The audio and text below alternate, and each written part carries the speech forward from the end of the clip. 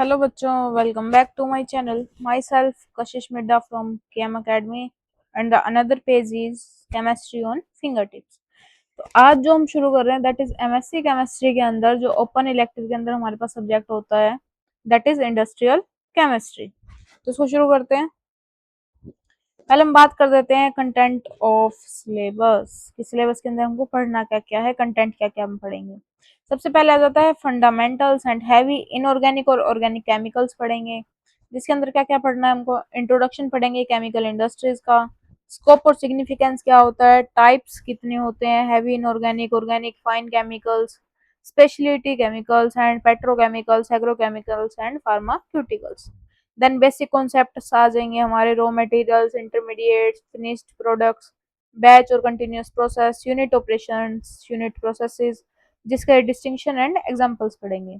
Then आ जाता है हमारे पास मटेरियल एंड एनर्जी बैलेंसेस, जिसके अंदर पढ़ेंगे basic principle and their application, जो कि केमिकल प्रोसेस के अंदर होते हैं। देन आ जाता है इंडस्ट्रियल कैटलिस्ट्स, जिसके अंदर आ जाएगा टाइप ऑफ कैटलिस्ट पढ़ेंगे, फीचर्स ऑफ इंडस्ट्रियल कैटलिस्ट पढ़ेंगे और एग्जांपल्स पढ़ेंगे कैटालिटिक प्रोसेस के। देन आ जाता है सल्फ्यूरिक एसिड, जिसके अंदर हम पढ़ेंगे production by contact process, properties and uses के बारे में। देन आ जाता है क्लोर अल्कली इंडस्ट्रीज, जिसके अंदर हम पढ़ेंगे manufacture of chlorine, caustic soda, soda ash, diaphragm cell and membrane cell processes और उसके यूजेस। देन आ जाता है हमारे पास इस यूनिट के अंदर नाइट्रोजिनस फर्टिलाइजर्स, जिसके अंदर हम पढ़ेंगे अमोनिया सिंथेसिस, यूरिया मैन्युफैक्चर और अमोनियम सल्फेट के बारे में। और देन आ जाता है फॉस्फेटिक फर्टिलाइजर, जिसके अंदर हम पढ़ेंगे सुपर फॉस्फेट और ट्रिपल सुपर फॉस्फेट के बारे में। नेक्स्ट बात करते हैं major organic product and speciality chemicals, जिसके अंदर हम पढ़ेंगे इंडस्ट्रियल गैसेस के बारे में, पेट्रोलियम के बारे में, डाई पिगमेंट्स के बारे में, oil, fats, soaps, sugar industry, pulp paper industry और एक्सप्लोजिव के बारे में।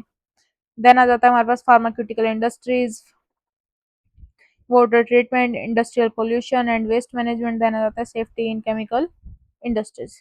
अब यहाँ से हम शुरू करते हैं फंडामेंटल्स एंड हैवी इनऑर्गेनिक और ऑर्गेनिक केमिकल्स के बारे में, कि बहुत बड़ी बड़ी जो फैक्ट्रियाज होती हैं उनका इमेज दिखाई है हमने यहाँ पे। शुरू करते हैं।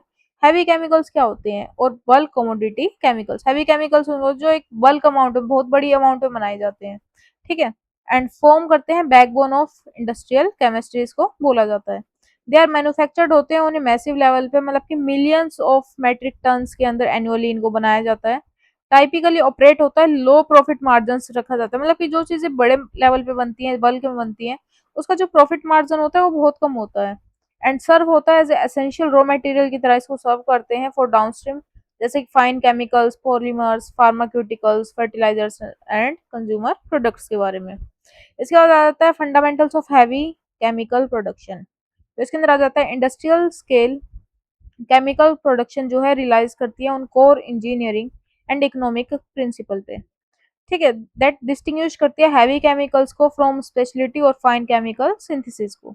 अलग अलग पॉइंट आ जाते हैं, जैसे कि फर्स्ट आ जाता है हमारे पास फीड स्टॉक रिलायंस, जिसके अंदर हमको करना है क्या, डायरेक्ट डिपेंडेंस होती है नेचुरली अबंडेंट रिसोर्सेज पे। फीड स्टॉक के अंदर हम क्या बात करते हैं, जो कि डिपेंड करते हैं नेचुरल रिसोर्सेज पे, जैसे कि air, water, minerals, gas, oil and coal पे डिपेंड करते हैं। देन आ जाता है कंटिन्यूअस प्रोसेसेस, ठीक है। कंटिन्यूअस प्रोसेसिंग से क्या समझते हैं, जो कि कंटिन्यूअस फ्लो के अंदर रिएक्टर्स जो है वो काम कर रहे हैं, एंड ऑटोमेटिक प्रोसेस लूप्स जो है रिप्लेस कर रहे हैं बैच प्रोसेसिंग को, to maximise throughput and operational safety को। मतलब कि जो कंटिन्यूअस काम हो रहा है, बिना रुके काम हो रहा है, लूप के अंदर जैसे काम हो रहा है, उसको हम बोल देते हैं कंटिन्यूअस प्रोसेसिंग।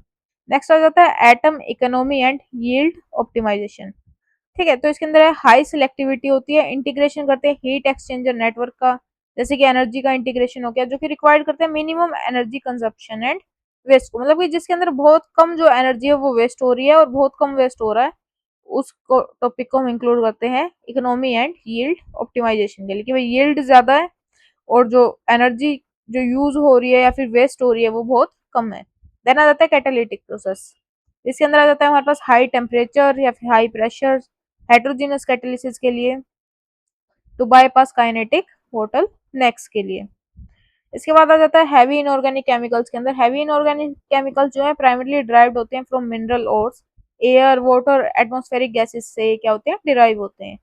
सप्लाई करते हैं की इंडस्ट्रियल सेक्टर्स को, such as agriculture, metallurgy, water treatment and construction को ये सप्लाई करते हैं, इसके बाद आ जाता है हमारे पास कंपैरिजन पढ़ लेते हैं commodity chemicals, feed stock, primary और प्राइमरी इंडस्ट्रियल एप्लीकेशन के बारे में। जैसे हम बात करते हैं सल्फ्यूरिक एसिड के लिए, तो इसके अंदर फीड स्टॉक क्या है, हमारे पास फीड स्टॉक क्या रहेगा, रिक्वायरमेंट क्या है, एलिमेंटल सल्फर चाहिए, FeS2 चाहिए, एयर चाहिए और वाटर चाहिए। प्राइमरी मैन्युफैक्चरिंग प्रोसेस क्या है, कॉन्टैक्ट प्रोसेस यूज होगा, V2O5 कैटलिस्ट होगा और ऑक्सीडेशन होगा ऑफ SO2 से SO3 के अंदर। प्राइमरी इंडस्ट्रियल एप्लीकेशन क्या है, फॉस्फेट फर्टिलाइजर्स होंगे, मिनरल प्रोसेसिंग होगी और केमिकल सिंथेसिस होगी।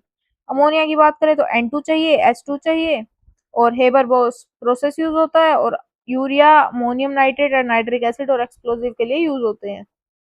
नाइट्रिक एसिड रिक्वायरमेंट क्या है, NH3O2 और H2O प्रोसेस लगेगी, ओस्टवाल्ट प्रोसेस, और यूज कहाँ होते हैं, फर्टिलाइजर्स के अंदर।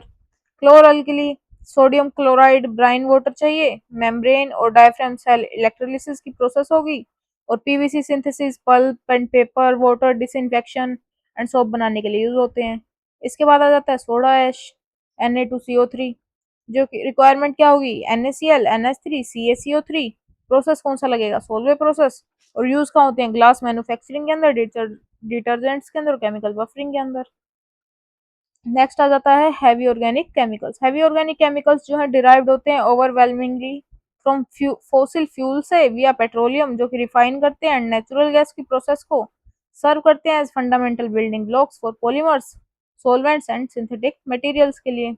देन आ जाता है प्राइमरी पेट्रोकेमिकल बिल्डिंग ब्लॉक्स, जिसको अपस्ट्रीम बोलते हैं। तो इसके अंदर आ जाता है हमारे पास अलग अलग चीजें आ जाती है, जैसे कि फर्स्ट आ जाते हैं लोअर ओल्फिन्स, ठीक है, जिसके अंदर क्या होता है, जो कार्बन है वो C2 से लेकर C4 तक प्रेजेंट होता है, ठीक है। जैसे कि हम एग्जांपल ले लेते हैं इथाइलिन का, जो कि प्रोड्यूस्ड होता है विया स्ट्रीम क्रैकिंग से प्रोड्यूस्ड होता है ऑफ इथेन, यूज्ड होता है for polyethylene, ethylene oxide and ethylene dichloride. Propylene की बात करें तो प्रोड्यूस्ड होता है विया स्टीम क्रैकिंग से और प्रोपेन डिहाइड्रोजनेशन से, यूज्ड होता है for polypropylene, acrylo, nitrile and cumene या फिर एसीटोन के लिए। देन आ जाता है हमारे पास BTX अरोमेटिक्स। अब BTX का मतलब क्या होता है, that is benzene, toluene and xylene, जो कि प्रोड्यूस्ड होते हैं विया कैटालिटिक रिफॉर्मिंग से of naphtha and steam cracking को प्रोडक्ट से। बेंजीन टू स्टीयरिन बनता है, then cumene, phenol, then cyclohexane. Paraxylene to terephthalic acid बनता है for PET plastics and fibres के लिए।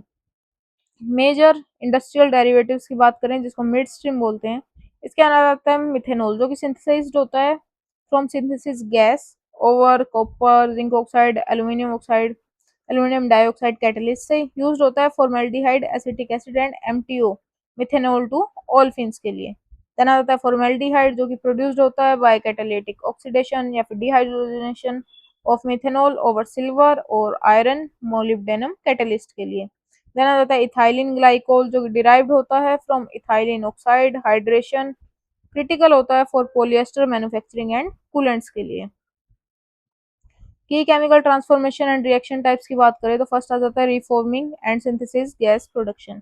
CH4 को H2O के साथ जब रिएक्ट कराते हैं तो CO कार्बन मोनोऑक्साइड की फॉर्मेशन करके H2 को रिलीज कर देता है।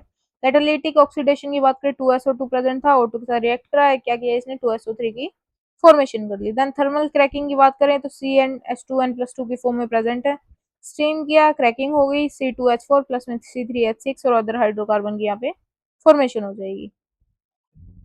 तो इस वीडियो में इतना ही, जो एक तरह से हमने इंट्रोडक्शन इसका पढ़ा है। And then please like, comment, share and subscribe.